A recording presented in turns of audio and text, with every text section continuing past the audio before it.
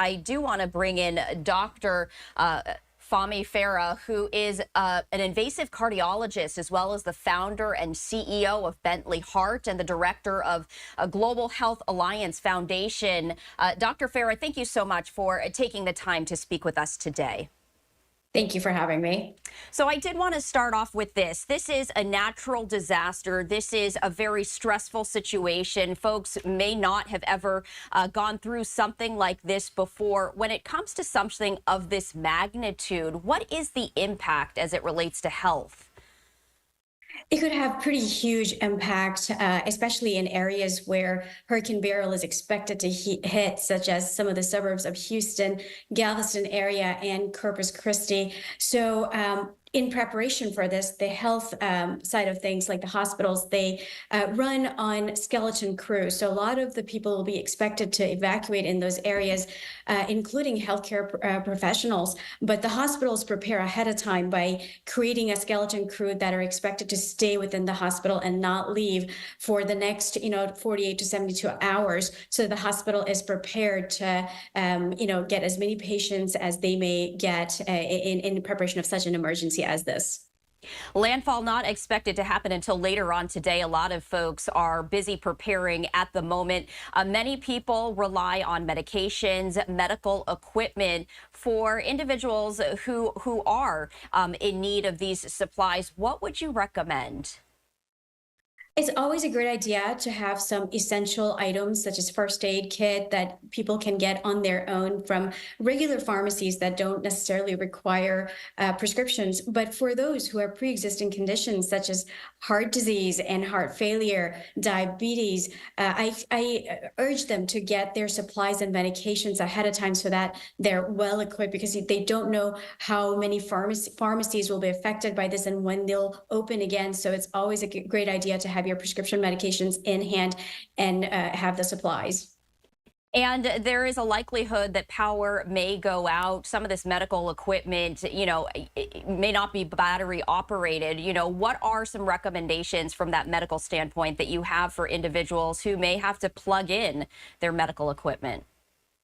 That is a very significant concern, and that's why my advice to those folks would be to follow guidelines, follow the storm closely, and especially the recommendations to evacuate and be in an area where the hurricane is not expected to hit, or be in areas and shelters where they have generators, such as hospitals. Something like this also puts a strain on the body. It can be physically taxing, but it also can be emotionally taxing. And stress is a concern. For instance, in blizzards, a lot of people who may not be used to the physical exertion or the strain, that puts a lot of stress on the heart. As it relates to heart health and people who may be feeling anxious, who may be feeling stressed, is there any advice that you can give people? Yeah, stress is definitely not good for the heart. It can elevate heart rate, blood pressure, and can be a risk factor for things like heart attack. So, of course, stay calm, stay close to your close relatives and friends, your support group, and really just follow the news. And my best advice I can give you is to follow the advice of your city, representatives and people who are in charge, so that you're not stranded. And that's the best way to avoid the stress. And Dr. Farah, anything else that you would really like to raise awareness about, or any advice that you would like to share with our Live Now from Fox viewers? Of course, I think heart healthy diet and exercise and prevention is key. 80% of heart disease is preventable, and it's up to us, such as eating healthy, exercising, sleeping well, and managing your stress, and of course, taking medications as your doctors would prescribe. So compliance is important. Something else that I also wanted to ask you about is, because power may be likely to go out, we are in July. The area of impact is southern Texas, where temperatures really have been incredibly high. What advice can you give folks who may be without air conditioning or a cool place to live? There are going to be shelters open, but in that interim, what would you like to recommend to people? Yes, it's dangerous level of heat right now, and prolonged heat exposure can lead to heat stroke, which could be dangerous, and that is a concern. So my advice would be to avoid prolonged exposure in the sun, even if you're in that intern time and you're trying to get to the shelter. Try to stay in shaded areas. Have water, supply of water with you. Keep yourself hydrated as well as you can, and maybe prepare with wet towels. Something that you can wet and just pet yourself, that you just to cool yourself. Those can all be measures that you can take on your own to avoid things that are dangerous like heat stroke. Especially when people are focused on an emergency situation, it's very easy to ignore signs or to try and write them off as, it's just a stressful situation.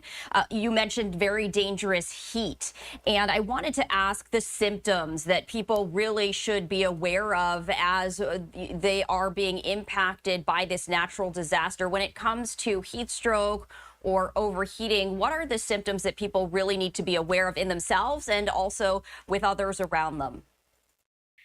The symptoms of heat stroke could be something as simple as fatigue and then leading to nausea, vomiting, sense of need, feeling like you're going to pass out. Those are all signs. People can have chest pain, shortness of breath. There's something very dangerous that happens prior to that, though, that's called hyperthermia. When your body's natural ability to cool kind of goes away and your body just rapidly heats up, that's your first sign. When you're heating up like that, immediately move yourself from the heat. Try to cool yourself with the measures we just provided. And of course, seek help as early as you can.